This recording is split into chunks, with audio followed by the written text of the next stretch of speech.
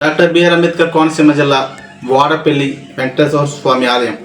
ఈ ఆలయం రాజమండ్రికి 35 కిలోమీటర్లు, రావులపాలెం చేరుకుంటే అక్కడి నుంచి 12 కిలోమీటర్లు ఆ వెంకటేశ్వర స్వామి ఆలయం మనకి దర్శనమిస్తుంది. ఆ ఆలయంలో వెంకటేశ్వర స్వామిని మనం ఆయన్ని తలుచుకుని 7 వారాలు వెంకటేశ్వర స్వామిని దర్శించుకుంటానని ఆ స్వామివారిని మొక్కుకుంటే కోరిన కోరికలు నెరవేర్చే కలియుగ దైవంగా భక్తులు నమ్ముతూ ఉంటారు. ఇంతటి అద్భుత ఆలయానికి రాష్ట్ర నలుమూలల నుంచి భక్తులు శనివారం తరలి రావడం చాలా అద్భుతాన్ని కలిగిస్తూ ఉంటుంది. ఈ ఆలయం శనివారమే కాదు, మిగతా రోజుల్లో కూడా వెంకటేశ్వర స్వామిని దర్శించుకుంటే ఆ స్వామివారు అనుగ్రహిస్తారని ఆలయ అర్చకులు కూడా చెప్తున్నారు.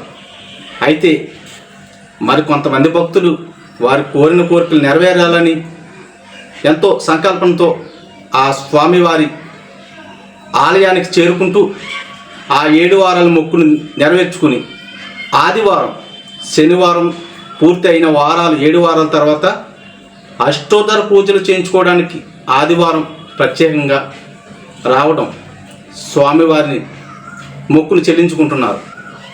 మహిమగల ఆలయం కాబట్టి స్వామివారిని దర్శించుకోవడానికి వేలాది సంఖ్యలో భక్తులు వస్తున్నారని అక్కడున్న ఒక భక్తుడు ఆ స్వామివారి అద్భుత లీలలు, స్వామివారిని దర్శించుకుంటే ఏం జరుగుద్దో, స్వామివారి ప్రత్యక్షంగా ఎలా మనకి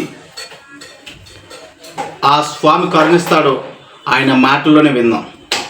ఎవరిని పూజించాలో, మనం నిరంతరం ఎవరిని కొలవాలో, ఎవరు మనకు ప్రాప్తుడు, ఎవరు మనల్ని అనుగ్రహిస్తాడో, ఎవరిని ఆరాధిస్తే మనం పునరావృత రహితమైనటువంటి శాశ్వత పదప్రాప్తిని పొందుతామో అలాంటి పరమాత్ముడు, అలాంటి నిర్గుణ నిర్వికార సంపన్నుడు, సకల సుఖశాంతులకు నిలమైనటువంటి వాడు ఈ కోనసీమలో, ఈ వాడపల్లిలో ఎర్రచందన స్వరూపుడిగా 7 వారాల వెంకన్నగా ఈ కోవెలలో కొలువై ఉన్నాడు.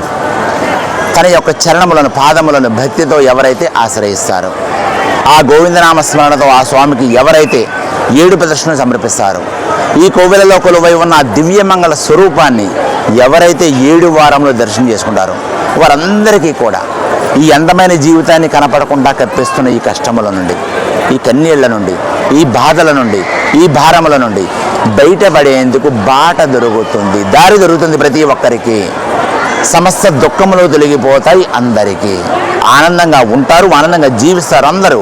ఇవి నేను చెప్పే మాటలు కాదవి, ఆ పరమాత్ముడే పలికిస్తున్న పదాలివి. ఓం నమో వెంకటేశాయ. ఈ కోవిల్లో కొలువైన పరమాత్ముడు ఎర్రచందన స్వరూపుడు అండి. స్వామివారి రూపం మన తెలుగు 2 రాష్ట్రాలు ఎక్కడా లేదు. అది నేను చెప్పడం కాదు, మన పూజలు గురువు బ్రహ్మశ్రీ చాగంటి కోటేశ్వరరావు గారి మహానుభావుని దర్శనం చెప్పడం జరిగింది. అలాంటి పరమాత్ముడు ఎక్కడ వెలిశాడు? ఈ ప్రకృతి అంతా కూడా పచ్చని పట్టు చీర కట్టుకుందా అనేటట్లుగా ఉండే అందమైన కోనసీమలో, అందున గౌతమి నదీ తీరాన రేవు పక్కన రేపల్లి లాంటి అందమైన వాడపల్లిలో, బృందావనం లాంటి ఈ పూల తోటల మధ్యన ఈ సన్నిధిలో స్వామివారు ఎర్రచందన స్వరూపుడై, శ్రీదేవి భూదేవి సమేతుడై, చతుర్భుజ శంకుచక్ర గదాధారుడై, ముగ్ధ మనోహర సౌందర్య మంగళకరమైన రూపంతో మహానుభావుడు ఈ కోవిల్లో కొలువై ఉన్నాడు. స్వామివారు కనీసం పడుకుని లేని కూర్చున్నాడు, అలాగే నిలువు కాళ్లపై కటివరదహస్తాలతో వచ్చిన ప్రతి ఒక్కరిని చూస్తూ, వాళ్ళ కోరికలు వింటూ, వాళ్ళ బాధలు తీరుస్తూ, ప్రతి క్షణం కూడా మన కోసం సతమతం ఆ పరమాత్ముడు ఈ కోవిల్లో కొలువై ఉన్నాడు. ఆ స్వామివారిని 7 వారాలు దర్శించుకోండి, ప్రతి ఒక్కరి బాధ తీరుతుంది, ప్రతి ఒక్కరి కోరిక కూడా నెరవేరుతుంది. ఓం నమో వెంకటేశాయ. స్వామివారిని 7 వారాలు దర్శించుకున్నట్లయితే, 7 వారాల వ్రతం ఆ స్వామివారికి సమర్పించుకున్నట్లయితే సంతానమే కాదు, కష్టాలే కాదు, కన్నీళ్ళే కాదు, బాధలే కాదు, భారాలే కాదు, ప్రతీది కూడా తొలుగుతుంది. మన రాష్ట్రం నుంచి కాదు, ఇతర రాష్ట్రాల నుంచి కూడా వచ్చి స్వామివారిని దర్శించుకోవడం జరుగుతుంది. 7 వారాల వ్రతంనే దానికి సమర్పించుకోవడం జరుగుతుంది. 7 వారాలు పూర్తయిన తర్వాత అష్టోత్తర పూజ చేయించుకోవాలి. అక్కడితో క్రతువు అనేది పూర్తవుతుంది. అష్టోత్తర పూజ ఆన్లైన్లో టికెట్లు తీసుకోవాలి. ఆధార్ కార్డు నెంబర్ ఉంటే చాలు, మీ ఫ్యామిలీలో ఎవరిదైనా పర్లేదు, టికెట్లు తీసుకోవడానికి అవైలబుల్. కనీసం 10 రోజుల ముందు మీరు తీసుకున్నట్లయితే చక్కగా క్రమం అనేది ఏర్పడుతుంది.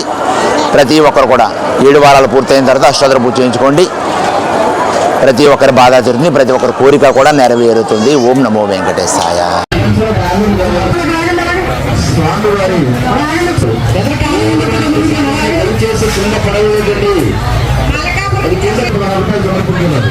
స్వామి ఆశీస్సులు కలిగించారు.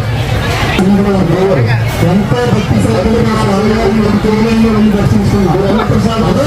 ఇప్పుడు అన్నప్రసాదాలు కూడా స్వీకరించాలి. అన్నం ప్రతి స్వీకరించాలి.